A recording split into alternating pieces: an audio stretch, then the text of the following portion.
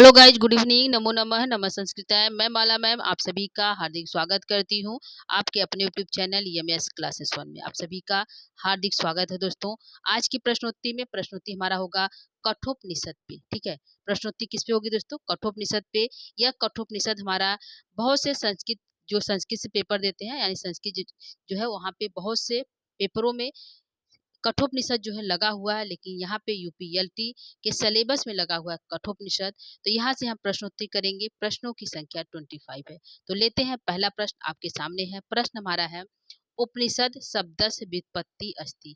कह रहा है उपनिषद शब्द की व्युत्पत्ति हुई है, किससे हुई है? तो उपनिषद के प्रत्यय से हुआ है क्या? उपनिषद क्युप से हुआ है क्या? उपनिषद लुट प्रत्यय से हुआ है क्या? या फिर उपनिषद क्युप से हुआ? कौन सा प्रत्यय लगा हुआ है जिससे हमारा उपनिषद शब्द बना? यही पूछ रहा है, किस प्रत्यय से उपनिषद शब्द बना है? तो उपनिषद शब्द में दो उपसर्ग लगा हुआ है। एक उपसर्ग का नाम है उप और एक उपसर्ग का नाम है नी। दो उपसर्ग लगा हुआ है, एक नी और एक उप। और सद धातु का प्रयोग किया गया। कौन सा? सद। सदरले धातु, यानी उसमें सद से बचता सद धातु का, और प्रत्यय लगा है क्युप प्रत्यय। तो आंसर हमारा यहाँ पे बनेगा। आंसर क्या होगा दोस्तों? तो आंसर हमारा जाएगा पहले प्रश्न का। यहाँ पे जो है पहला आंसर सही होता है। ठीक है, क्या है? पहले प्रश्न का पहला आंसर करेक्ट है। आगे हम बढ़ेंगे प्रश्न संख्या 2 की तरफ। दूसरा प्रश्न ले रहे हैं। दूसरा प्रश्न है, उपनिषद प्रतिपाद्य विषयम किम। उपनिषद जो है उसका प्रतिपादिक विषय विषय क्या है? तो वेद है क्या, पुराण है क्या, दार्शनिक तत्व है क्या, या यज्ञ मीमांसा है? क्या है? वेदों का ज्ञान लेना है क्या, पुराणों का ज्ञान, या दार्शनिक तत्व का? क्या है इसका उपनिषद का जो है पाद्य विषय क्या है? तो प्रश्न संख्या 2 का आंसर हम जाएंगे। इसका जो है प्रतिपाद्य जो विषय हुआ है दार्शनिक तत्व, यानी दार्शनिक जो तत्व है उसका ज्ञान यहाँ पे प्राप्त होता है। तो प्रश्न संख्या 2 का यहाँ पे सी आंसर सही होता है। आगे बढ़ेंगे प्रश्न संख्या 3 की तरफ दोस्तों। प्रश्न संख्या 3 आपके सामने है। प्रश्न है, कठोपनिषद केन वेदेन सह संबंध। कठोपनिषद का किस वेद के साथ संबंध है? तो पहले तो वेदों की संख्या कितना है दोस्तों? तो वेदों की संख्या 4 है।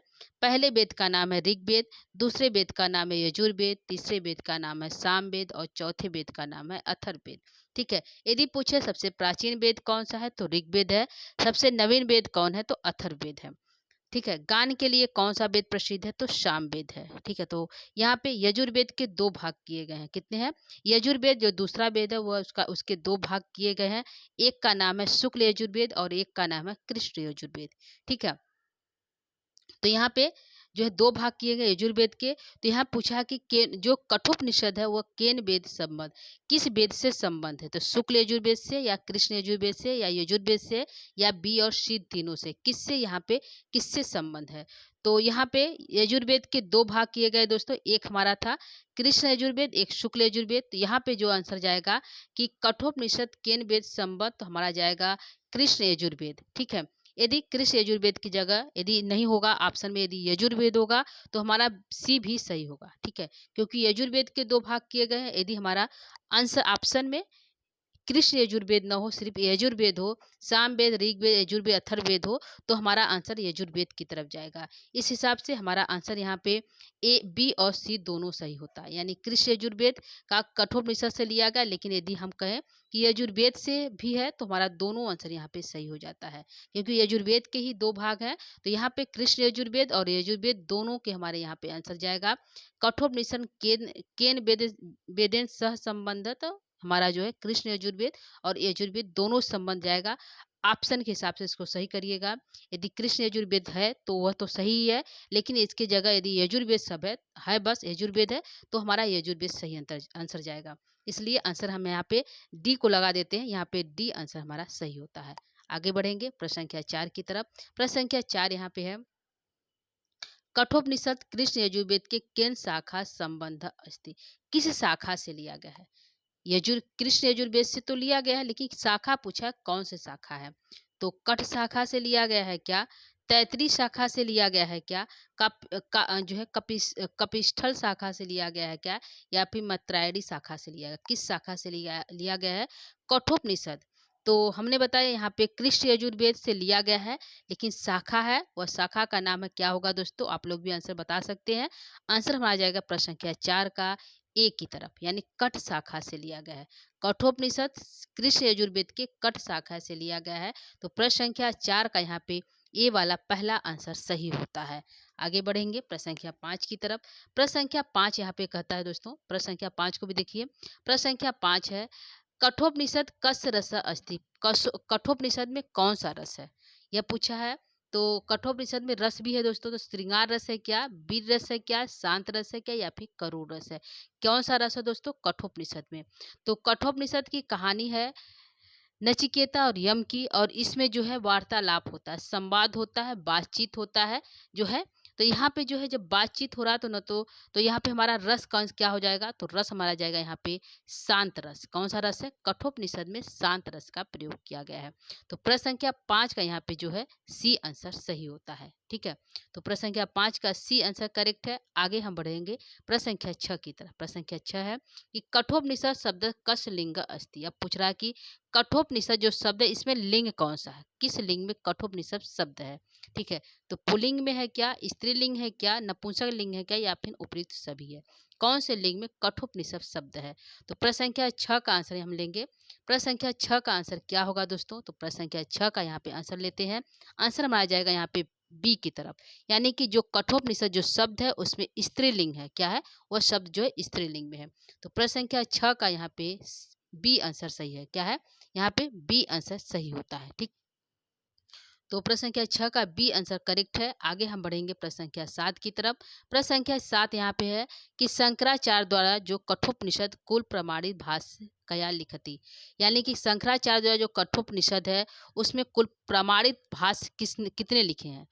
कितने लिखे हैं, 10 लिखे हैं, 11 लिखे हैं, 12 लिखे हैं, या फिर 13 लिखे। कितने उन्होंने प्रामाणिक भाष्य लिखे हैं, कौन जो है शंकराचार्य।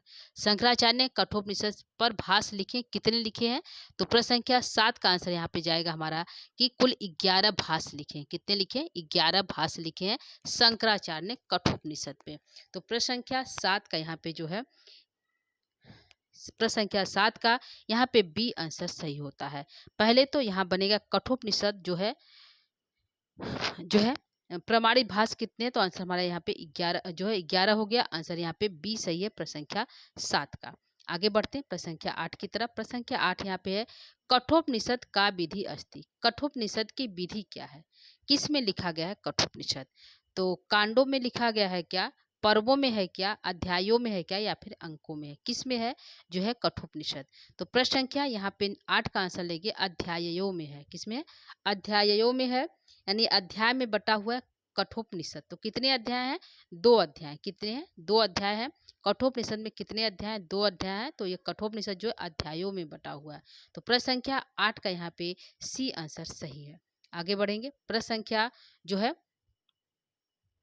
2 अध्याय है दोस्तों। तो इसके जो है हमारे हो गए प्रथम अध्याय और द्वितीय अध्याय। तो पहले अध्याय में 3 जो है क्या है 2 अध्याय यहाँ पे देख लेते हैं। यहाँ पे 2 अध्याय, प्रथम अध्याय और द्वितीय अध्याय। क्या है, द्वितीय अध्याय। तो प्रथम अध्याय में बल्लियां हैं, प्रथम जो है यही अध्याय जो है आगे चलकर बल्लियां में बढ़ गई हैं। तो इसमें 3 बल्ली है और इसमें भी 3 बल्ली है। तो कुल मिलाकर कितनी बल्लियां हुई, तो 6 बल्लियां। पहले कठोपनिषद को अध्यायों में बांटा गया, फिर उसी अध्यायों को बल्लियों में बांटा गया। ठीक है, तो इसको भी ध्यान रखिएगा। प्रश्न संख्या 8 का यहाँ पे जो है सी आंसर सही है। आगे बढ़ेंगे प्रश्न संख्या 9 की तरफ। प्रश्न संख्या 9 यहाँ पे है कठोपनिषद कति अध्याय। कठोपनिषद में कुल कितने अध्याय हैं, 3 है, 2 है, 4 है, 5 है। कितने हैं दोस्तों, अभी हमने बता के आया कितने हैं, 2 अध्याय हैं। कितने, 2 अध्याय हैं। कठोपनिषद में कुल अध्याय कितने, तो 2 अध्याय हैं। तो प्रश्न संख्या 9 का यहाँ पे जो है बी आंसर सही है। ठीक है, तो प्रश्न संख्या 9 का बी सही करिएगा। आगे हम बढ़ेंगे प्रश्न संख्या 10 की तरफ।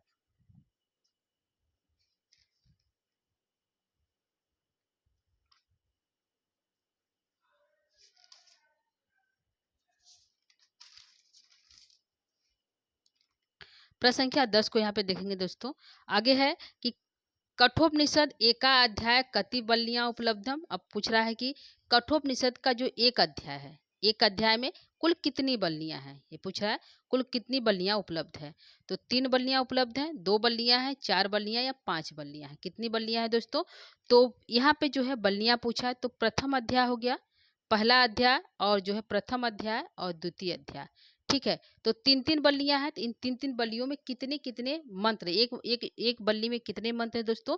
यहाँ पे प्रथम बल्ली हो गया, और यहाँ पे द्वितीय बल्ली, यहाँ पे तृतीय बल्ली। तो अध्याय में प्रथम बल्ली में कितने हैं? तृतीय बल्ली, तीसरा है तृतीय बल्ली। तो प्रथम अध्याय में जो श्लोक कितने हैं? तो 29 श्लोक हैं। कितने हैं? प्रथम जो है प्रथम बल्ली में 29 श्लोक है, और द्वितीय बल्ली में 25 श्लोक हैं, और तृतीय बल्ली में जो है यहाँ पे 17 श्लोक है। कितने हैं? 17 श्लोक है। यदि कुल पूछे कि प्रथम बल्ली में कुल श्लोकों की संख्या कितना है, तो 71 है। कितना है? 71। और द्वितीय बल्ली में द्वितीय अध्याय के प्रथम बल्ली में 15 है, दूसरे बल्ली में भी 15 है, और तीसरे बल्ली में जो 18 है। कितना है? 18 है। कुल मिलाकर यदि हम बात करें तो 48 हो जाता है। कितने हैं? 48 है। तो प्रथम बल्ली में यदि श्लोक पूछे कितना है, तो 71 है। द्वितीय बल्ली में श्लोकों की संख्या कितना है, तो 48 है। कुल मिलाकर कितने श्लोक हुए, यानी कुल मिलाकर कुल श्लोकों की संख्या कितनी है, तो 119 है। कितना है? 119 है। यहाँ पे जो 18 वाला है, यहाँ पे तीसरे जो है बल्ली का है, इसमें कुछ श्लोक चेंज है, यानी कुछ लोग 18 कहते हैं, कुछ लोग 19 कहते हैं। यदि हम 19 कर देंगे तो यहाँ पे कुल श्लोकों की संख्या 120 हो जाएगी। ठीक है, तो इसको भी ध्यान रखिएगा। यहाँ पे हमने बताया कि कठोपनिषद में 2 अध्याय हैं, और 2 अध्याय में 3-3 बल्लियां हैं। प्रथम बल्ली में श्लोकों की संख्या 29, 25, 17 है, कुल मिलाकर 71 है, और द्वितीय बल्ली में 15, 15, 18 है, कुल मिलाकर 48 है। यानी कुल श्लोकों की संख्या कहें तो यहाँ पे 119 हो जाता है। तो यहाँ पे जो प्रश्न पूछा है कुल कितनी बल्लियां हैं, तो आंसर हम लेंगे यहाँ पे कुल 3 बल्लियां हैं। ठीक है, एका अध्याय पूछा है दोस्तों, ध्यान रखिए, एक अध्याय में कितनी बल्लियां हैं, तो एक अध्याय में 3 बल्लियां। यदि दोनों अध्याय की बात करें तो 6 बल्लियां हो जाएगी। कितनी हो जाएगी? 6 बल्लियां हो जाएगी। आगे हम बढ़ेंगे प्रसंख्या 11 की तरफ। प्रसंख्या 11 कहता है नचिकेतस उपाख्यातस क संकेता प्राप्त है। नचिकेता जो उपाख्यान है वह वह कह संकेता प्राप्यते, जो है कहाँ से संकेत प्राप्त करता है, यह पूछा है।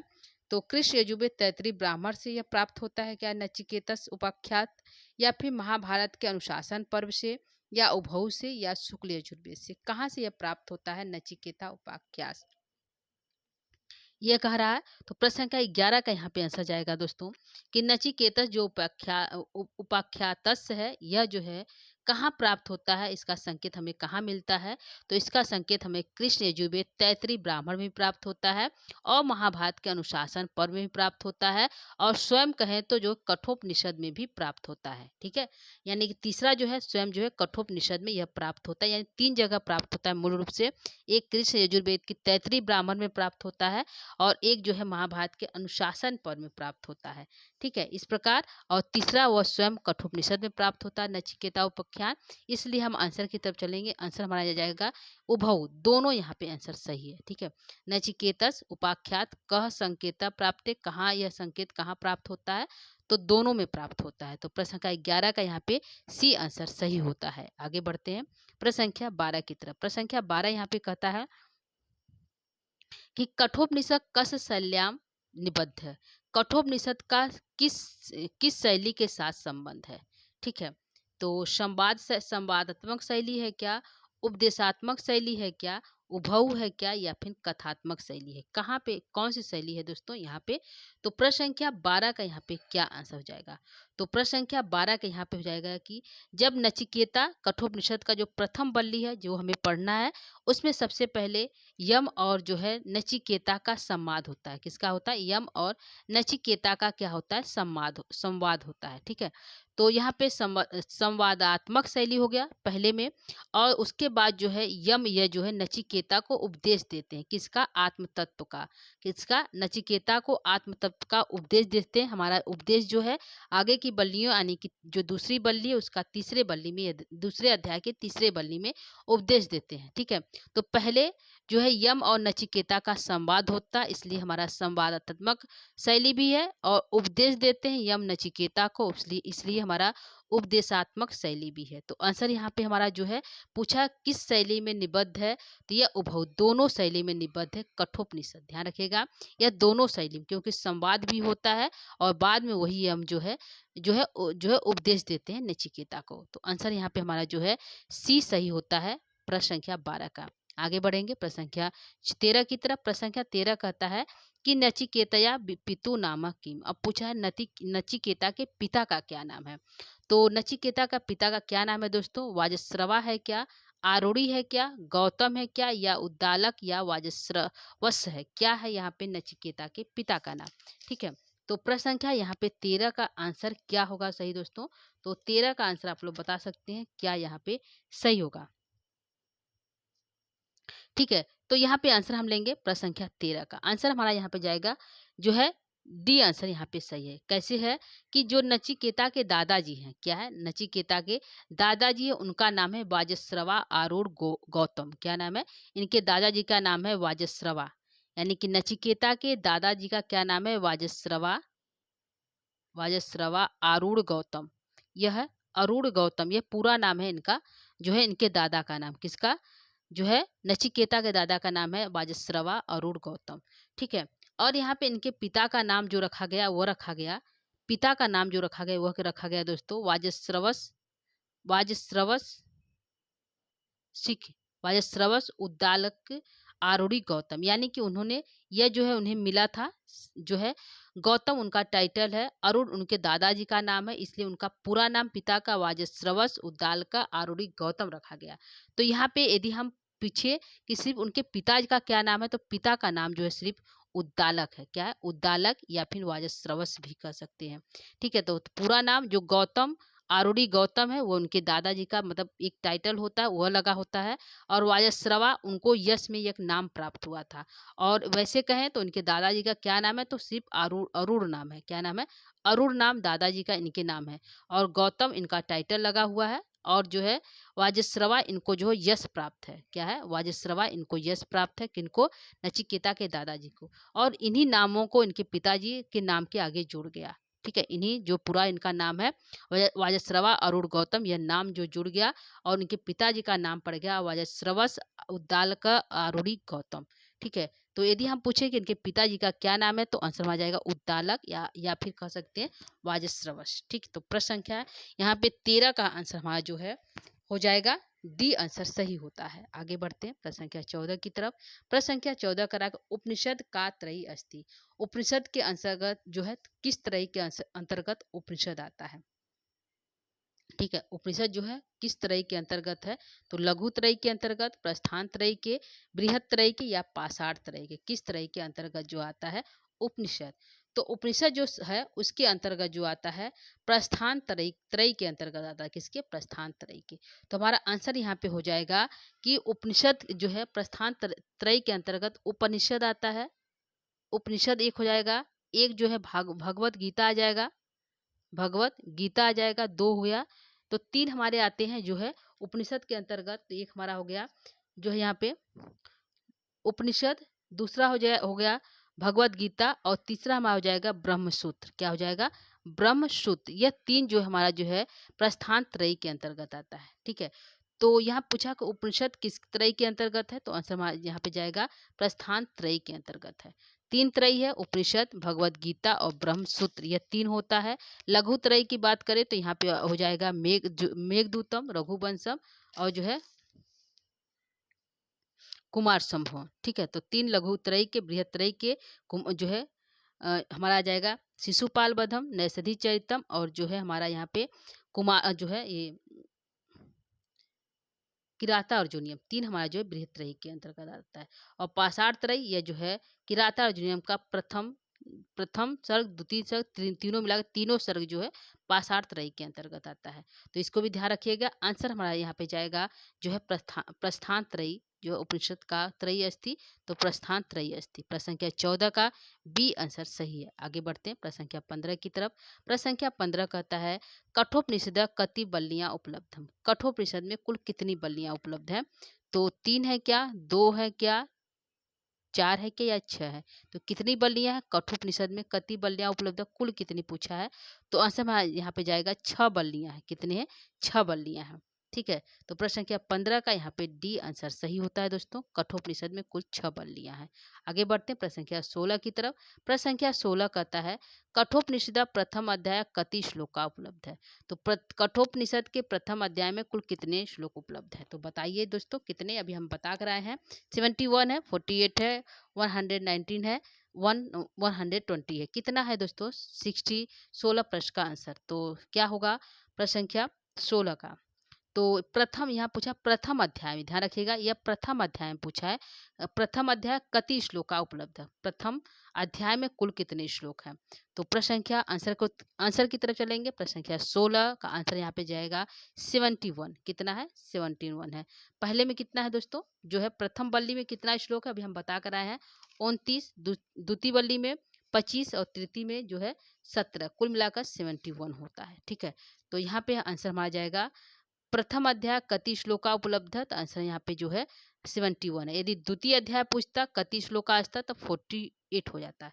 ठीक है, और कुल श्लोक पूछता तो 190 या फिर 120 ये होता। तो प्रश्न संख्या 16 का यहाँ पे आंसर हमारा ए सही होता है। ध्यान रखिएगा 71 है, ए आंसर करेक्ट होता है। आगे बढ़ेंगे प्रश्न संख्या 70 की तरफ। प्रश्न संख्या 17 यहाँ पे है उपनिषदों का संख्या अस्ति। उपनिषदों की कुल संख्या कितनी है? ठीक है, तो उपनिषद पूछा, जो उपनिषद हमारे उसकी कुल संख्या कितनी है? 150 है, 108 है, 200 है और 120 है। कितना है दोस्तों? उपनिषदों की संख्या पूछा कुल कितनी है, तो कितना है दोस्तों? तो प्रश्न संख्या 17 का आंसर लेंगे। आंसर में आ जाएगा कि उपनिषद की कुल कितनी संख्या है, तो 108 है। पूछे उपनिषद कुल कितने उपनिषद है, तो 108 उपनिषद है, 108। तो प्रश्न संख्या 17 का यहाँ पे जो है बी आंसर सही होता है। आगे बढ़ेंगे प्रश्न संख्या 18 की तरफ। 18 कहता है कठोपनिषद संधि अस्ति। अब पूछा कठोपनिषद में संधि है, कौन सी संधि है कठोपनिषद शब्द में, यह पूछा है। ठीक है, तो अयादि संधि है क्या, दीर्घ संधि है क्या, गुण संधि है क्या, या फिर ईयड़ संधि? कौन सी संधि है कठोपनिषद में? तो प्रश्न संख्या इसका यदि हम विग्रह करेंगे तो कठ प्लस उपनिषद हो जाएगा। क्या हो जाएगा? कठ प्लस उपनिषद इसका विग्रह होगा। उपनिषद, तो इसका पूछा है कौन सी संधि है, तो अ और उ मिलकर क्या होता है? ओ होता है। तो ओ हो जाना क्या कहलाता है? गुण संधि कहलाता है। ठीक है, क्या कहलाएगा? गुण संधि। तो प्रश्न संख्या 18 का पूछा है कठोपनिषद शब्द में संधि कौन सी है, तो गुण संधि है। 18 का यहाँ पे आंसर जो है सी सही होता है। क्या है? सी आंसर करेक्ट है। आगे बढ़ेंगे प्रश्न संख्या 19 की तरफ। प्रश्न संख्या 19 है, फिर 19 हो गया क्या? 19 है वर्तमान कति उपनिषद उपलब्धम अस्ति। वर्तमान में कुल कितने जो है उपनिषद उपलब्ध है? अब पूछ रहा है कि वर्तमान में जो है, आज जो है वर्तमान में प्रेजेंट टाइम में कुल कितने उपनिषद उपलब्ध हैं? तो 12 है क्या, 13 है क्या, 14 है क्या, 11 है? कितने उपनिषद उपलब्ध है वर्तमान में इस समय में दोस्तों? तो प्रश्न संख्या 18 के यहाँ पे आंसर लेंगे। 18 का आंसर जाएगा शंकराचार्य ने कुल 11 उपनिषद के 11 जो है भाष्य लिखा, और जो है कुल जो है उपनिषद 108 प्राप्त होते हैं। लेकिन यहाँ पे पूछा वर्तमान में कितने हैं, तो वर्तमान में कुल 13 प्राप्त होते हैं। कितने होते हैं? 13 प्राप्त होते हैं। ठीक है, तो प्रश्न संख्या 18 का यहाँ पे बी आंसर सही होता है। यदि पूछा भाष्य का शंकराचार्य के अनुसार उन्होंने कितने उपनिषद कितने उपनिषद भाष्य लिखा, तो 11 उपनिषद पे। तो प्रश्न संख्या 13 18 का यहाँ पे बी आंसर सही होता है। आगे बढ़ेंगे प्रश्न संख्या 19 की तरफ। 19 कहता है उपनिषद उपनाम किम। अब पूछ रहा है कि उपनिषद का उपनाम क्या है? अरे सॉरी दोस्तों, कठोपनिषद का उपनाम क्या है? तो कठोपनिषद को और नाम से जाना जाता है दोस्तों। एक तो कठोपनिषद और उसके नाम है क्या है दोस्तों? तो नचिकेतस उपाख्यान है क्या, नचिकेतोपाख्यान है क्या, कठोपनिषद है क्या, या फिर उपयुक्त सही कठोप। ठीक है, कठोपनिषद है क्या या उपयुक्त सभी है? तो कठोपनिषद का जो उपनाम है वह है दोस्तों क्या है? नचिकेतस उपाख्यान के नाम से भी जाना जाता है, नचिकेतोपाख्यान के नाम से भी जाना जाता है, और कठोपनिषद के नाम से तो जाना ही जाता है। इसलिए आंसर हमारे यहाँ पे 19 का डी आंसर सही होता है। क्या होगा? डी आंसर करेक्ट होता है। ठीक है, 19 का आंसर यहाँ पे डी सही होता है। आगे बढ़ेंगे प्रश्न संख्या 20 की तरफ। प्रश्न संख्या 20 यहाँ पे है कठोपनिषद का अलंकार अस्ति। अब पूछा है कठोपनिषद में कौन सा अलंकार? ठीक है, तो कौन सा अलंकार है दोस्तों? तो उपमा अलंकार का प्रयोग किया गया है क्या, उत्प्रेक्षा है क्या, रूपक है क्या, या फिर ये भी दोनों है? कठोपनिषद में किस अलंकार का प्रयोग है, यह पूछा है। प्रश्न संख्या 20। तो प्रश्न संख्या 20 का आंसर यहाँ पे क्या सही होगा दोस्तों? तो प्रश्न संख्या 20 का यहाँ पे आंसर है कठोपनिषद में जो अलंकार है वह उपमा भी अलंकार है और उत्प्रेक्षा भी अलंकार है। तो आंसर यहाँ पे हमारा जो है ए बी दोनों सही होता है। कठोपनिषद में अलंकार की बात करें तो यहाँ पे उपमा और उत्प्रेक्षा दोनों अलंकार प्राप्त होता है, इसलिए हमारा आंसर जो है डी सही होता है। ठीक है, तो 20 प्रश्न का यहाँ पे डी आंसर करेक्ट है। आगे हम बढ़ेंगे प्रश्न संख्या 21 की तरफ। प्रश्न संख्या 21 कहता है कठोपनिषद का प्रतिपाद्य विषय अस्ति। कह रहा है कि कठोपनिषद का प्रतिपाद्य विषय क्या है। तो आत्म तत्व है क्या, ज्ञान तत्व है क्या, ब्रह्म तत्व है क्या, या उपयुक्त सभी है। क्या है कठोपनिषद का प्रतिपाद्य विषय। तो प्रतिपाद्य विषय क्या है, तो आंसर की तरफ चलेंगे प्रश्न संख्या 21 का। यहाँ पे आंसर आ जाएगा ए की तरह आत्म तत्व। यहाँ पे कठोपनिषद में आत्मा के बारे में बताया गया कि आत्मा क्या है, क्या होती है, यह सब जो है कठोपनिषद में बताया गया है। तो प्रश्न संख्या 21 का यहाँ पे जो है ए आंसर सही होता है। ठीक है, तो प्रश्न संख्या 21 का ए आंसर करेक्ट होगा। आगे हम बढ़ते हैं प्रश्न संख्या 22 की तरफ। प्रश्न संख्या 22 कहता है कठोपनिषद प्रथम वल्ली का विषय वस्तु अस्ति। अब कह रहा है कि प्रथम जो यहाँ पे जो कठोपनिषद का प्रथम वल्ली उसका विषय क्या है। ठीक है, तो प्रथम वल्ली में क्या होता है दोस्तों, आत्म तत्व दिया जाता है। आत्म तत्व का ज्ञान है क्या, ज्ञान तत्व है क्या, ब्रह्म तत्व है क्या, यहाँ पे त्रिविध वर है। यदि हम पूरे कठोपनिषद की बात करते हैं तो यहाँ पे आत्म तत्व की बात होती है। ठीक है, लेकिन यहाँ पे प्रथम वल्ली की बात हुई है तो प्रथम वल्ली का विषय वस्तु क्या है, तो यहाँ पे यम जो है नचिकेता को 3 वरदान देते हैं। क्या देते हैं, त्रिविध वर, 3 वरदान देते हैं कि हे पुत्र तुम जो है मैं तुम्हारे जो है इस कार्य से बहुत प्रसन्न हूँ, आप मुझसे 3 वरदान मांग सकते हैं। क्योंकि नचिकेता ने यम के द्वार पे 3 दिन 3 रात बिना खाए पिए बिताया था, प्रतीक्षा किया था। इससे खुश होकर जो है यम ने जो है नचिकेता को 3 वरदान मांगने के लिए कहते हैं। तो इसमें जो है प्रथम वल्ली में वह जो 3 वरदान मांगता है। एक वरदान वह मांगता है जो है पितृ परितोष, दूसरा वरदान मांगता है अग्नि विद्या, और तीसरा वरदान जो मांगता है वह मांगता है आत्म तत्व। ठीक है, तीनों वरदानों को वह मांगता है कठोपनिषद के प्रथम वल्ली में। और यम जो है दो वरदान को प्रथम वल्ली में दे देते हैं।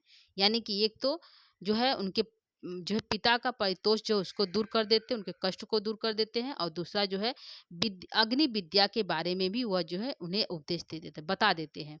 लेकिन आत्म तत्व के बारे में वह जो है नहीं बताते हैं इस प्रथम वल्ली में। यानी कि 2 ही वरदान यह जो है प्रथम वल्ली में देते हैं। एक देते हैं पुत्र जो है पितृ परितोष, और दूसरा अग्नि विद्या।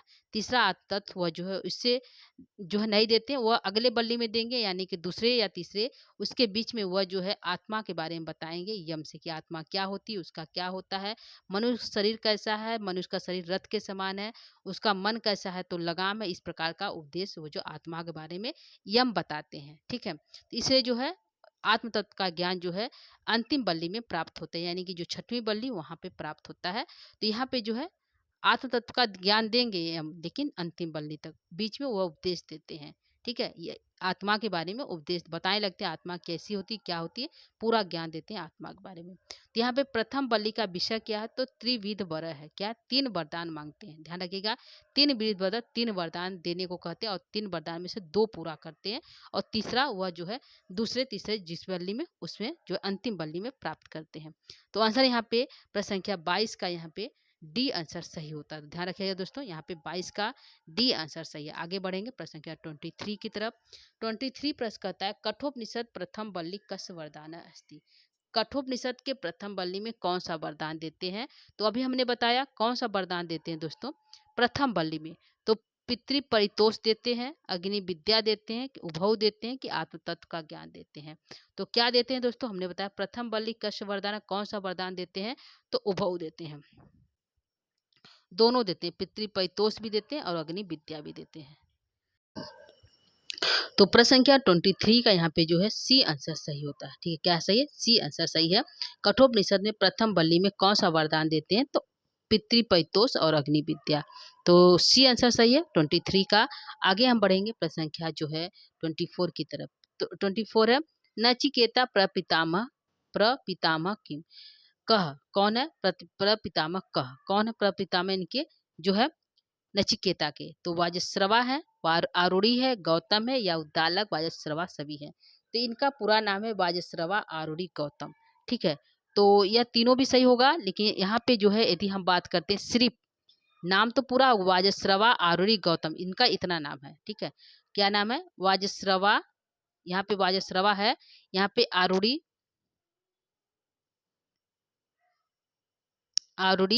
गौतम, इतना इनका नाम है। ध्यान रखिएगा, इनके पूरे नाम को आप ध्यान रखिएगा, इतना नाम है।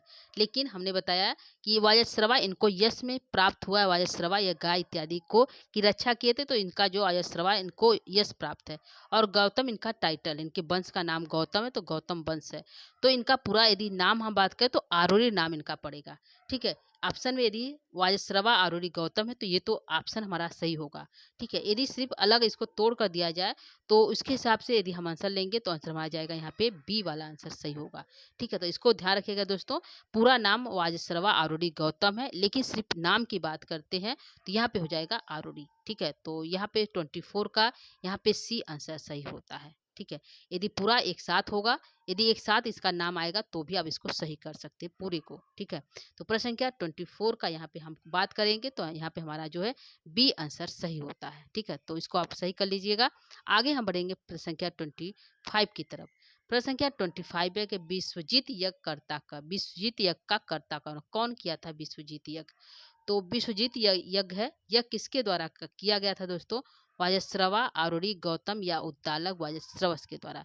तो यह नचिकेता के पिता उद्दालक वाजश्रवस जिसको कहते, इनके द्वारा जो है यह विश्वजीत यज्ञ किया गया था।